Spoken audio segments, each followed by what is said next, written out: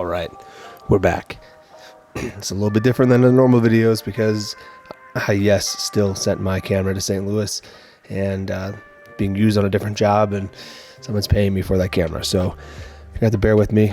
We're going to be working on my iPhone, this podcast mic, the little Tascam DR60D, and got my laptop out for this. But it's one of those things I want to talk about that nobody talks about. And it's one of the most important things about cinematography. And it's the fact that it's not always about what you show. It's about what not to show. And for this video, I have a perfect example. I did this documentary kind of thing for a company who is on the hunt for curing Alzheimer's disease. And we shot in labs, we shot in homes, we shot in hospitals, we shot, exterior. And, for this project, it's been an ongoing thing for this production company. They've been working closely with this brand as they've been actively working via grant money, via their own seed money to find the cure for Alzheimer's disease. So this is an important project. There's real people who are dealing with this, who have the disease, and there's doctors working with them. So there's like a fine balance we have to meet, being sensitive to the subject, yet also showing the tech and showing the excitement behind the effort and all the energy that's going into trying to, find this, cure this disease. So let's get into it. I got a few frames, a few examples, and of course I have the full video and links in the description if you want to see the full video, uninterrupted. But we're going to use some of the B-roll and break down what we used and what we shot on. So when you're shooting something like this and you're shooting in a lab, which you think, ooh, a lab, that's going to be cool, man. It's going to be like, I don't know, those turntables, those spinning things, those mixers kind of stuff. Like, then you go on the location scout and you see this is an active lab. This is a working lab. And this lab is not going to be shut down just for us to capture, these interviews. So we need to be creative and we need to find spaces that are away from some of the action and yet also still create depth. What I mean by what not to show, I'm referring to really all the different labels and the mess and the chaos. When you look down a desk that's fully loaded with someone's project that they're working on, have been working on for days, weeks, maybe months, things can look a little messy. Organized to them, sure, but to us, it's not quite complimentary. Plus, a lot of the lab stuff has bright colors, oranges and purples and whatnot.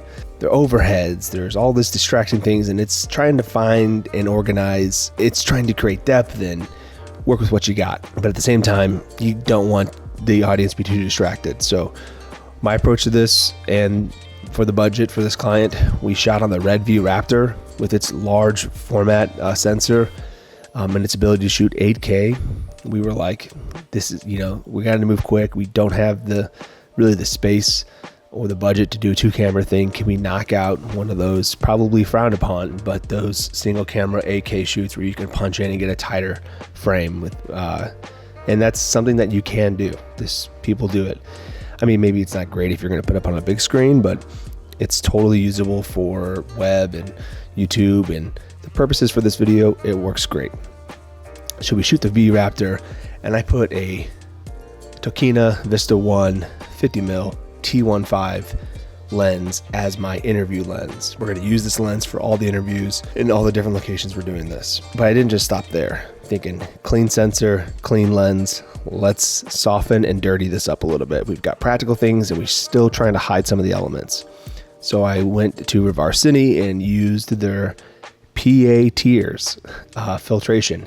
It's a pretty heavy filtration that gives soft glows around key lights, and it really doesn't affect too much of the shadows, but it definitely softens up an image and takes a little bit of that clinical edge off. Now you may be thinking, hey, we're shooting clinical stuff.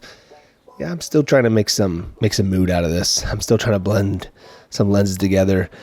And with that being said, I did shoot the Tokina lenses for the interviews, but then I shot with the DZO Cata Ace zooms for the B-roll.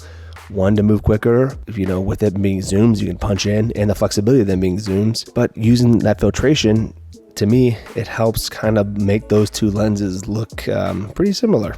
Sure, the depth of field is a little bit different, but no one's expecting crazy shallow depth of field, for B-roll, especially when you're trying to bring life to elements or get good footage on, talent. Let's break down some of these scenes and how to make these things look cinematic.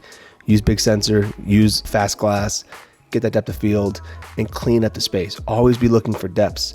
And so I'm looking in this main shot with the gentleman. We've got this long hallway shot. We had to clean up so much work. We tried our best not to show anything to the left. But one of the big things I've done for this was to bring some color separation in there. You can see some splashes of blue hitting these table or these rows. That just helps bring some color. To me, the blue felt tech. The blue matched the color of the brand. And the blue kind of just felt right. It felt right for the lab. And so we staggered those with Titan tubes, and we used magnets, and we just had them, pre-ready to go. Did we know to use magnets before showing up? Yeah, because on our scout day, we tested these desks for metal. Like, all right, this is metal. We can just rig Titan tubes to this to create underglow or to do this blue push. But one of the other things that makes this look cinematic is the key light. This isn't just a panel light straight like this, straight at me.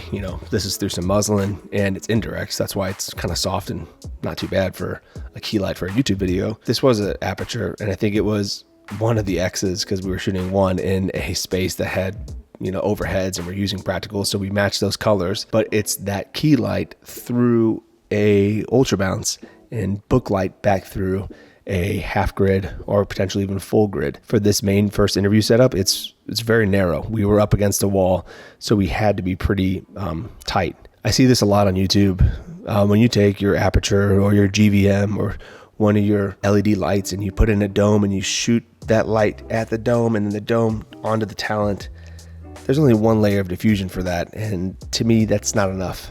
That's not enough to make a light feel sourceless and to feel natural. It's enough to give an exposure, but not enough to go for the look I'm doing. And sometimes if you use these 6-foot domes, they're very, very large. And in this space, that would have not worked. And I don't use that anyway. This is where the book light came in handy. You're able to sneak your ultra bounce. Your talent is my coffee mug, and your ultra bounce is right here, and your camera's right here. And here's your diffusion. You could sneak your little 600X or your GVM 700B AIO or whatever, whatever sort of like LED light into that ultra bounce and back to this fabric right onto the talent and give them a nice wrappy key. And you're like, well, that's really close. Well, then use a stronger diffusion. This is how I'm getting that really soft look. One other pro tip when shooting someone who's bald, it's really hard to sneak in an edge light or hair light or just some sort of kicker. Almost immediately once you put the light up above their head, it's going to catch it, even at like a 5%. Even down so low, you still see where that source is. Now, to me, if it's a natural light you see in the background that's kicking off their head, I can totally buy it. But when you put your own lights in, it's something to maybe caution. When you're working on a project from the start and you have the full control over creating the look, you get to use the kind of camera and lenses that you work with the client to approve. But not just that, you also get to decide, especially if you have the time for a location scout, to figure out, hey, let's go left a frame for this talent and right a frame for this talent. There's the most space for our lighting equipment to make a good key light for our talent, for him to be on this frame. Oh, and in the lab, it's pretty limited, so we're gonna need to put our lights on this side. So no matter what, we have to keep them on the right side of frame. So let's see what we could do to make sure the next person is on the left. When you have that time and you start a project, think about those things. Think about the left to right of frame when you're doing your interview setups, not just for the edit, but also just to keep the interest. If you put someone on the same side of the frame for the whole video, it could get a little stale. You're here to keep the audience's attention and keep them engaged in what you're talking about. Sure, for this example, I'm on one side of the frame and I'm not going to switch because I'm on my iPhone. But when I'm making my normal content, I'm jumping around a little bit to give you guys some more interest and keep you engaged, and also deliver some of these tips and helps me take a breather and think about what I'm trying to say. To keep the shoot consistent throughout the whole project, keeping the same camera, the same lens, same filtration, and the same lighting style is important. So as we move from each location, I'm still bringing the bounce light approach. Sometimes you need more light depending if you're competing with windows or less. And a short little pro tip for you when you're shooting in a big office building and they have the normal blinds, and if you close them, now it's a dead space. And if you have them wide open, maybe it's a little too hot. But if you can twist those ever so slightly down where there's only a little bit of sliver of light, and if you back up far enough away and you're on a big sensor and a fast glass, that just looks like an open window. Most of the times you don't even see the blinds. That's what we did here in the lab. And we definitely did that when we were in this basement scene in one of the hospitals where we had the female talent. There was this little, maybe 2x2 window, maybe 3x3 window above her head, and it did have a blind, but wide open. It was so hot, and it looked right out into not a great scene. So closing the blinds was also to our favor, but you also just, anytime I have a window, I typically want to feel the natural light coming in to help kind of motivate some of the light. And so for us, what we did for this, we kept the same key light and the same negative fill approach. We twisted those blinds just a little bit, and then we threw our own slash onto the wall, and we cooled up that light. Most of our LEDs were using the X's, so we can figure out, hey, this little slash should be a little cooler to match the daylight tones coming in. And we threw that on the wall just to give some more interest. And we put some awards on a table. This little scene was a big struggle. And there was a whiteboard / projector off her right shoulder that we could not move. It did not roll up, and we didn't have very many options. And this was, believe it or not, the best L of the room. So I thought, to keep with that blue theme we already got going, let's throw a little projector blue onto that wall to give it some more color contrast and to keep this image fresh. And I think it kept a little bit of consistency throughout the interviews, and I'm happy with it. Speaking of blue, it's not about what you see, it's about showing less. Sometimes you enter a room and you're like, hey, this is where the mass spectrometer is. This is this very advanced piece of equipment. Let's make it blue. Let's keep this blue theme going. Why not? I think it makes this, what would be a shot of a piece of equipment, a little bit more interesting than just, hey, turn the overheads on and put your camera at it. Now, we added some blue color contrast to make this room feel a little bit more alive.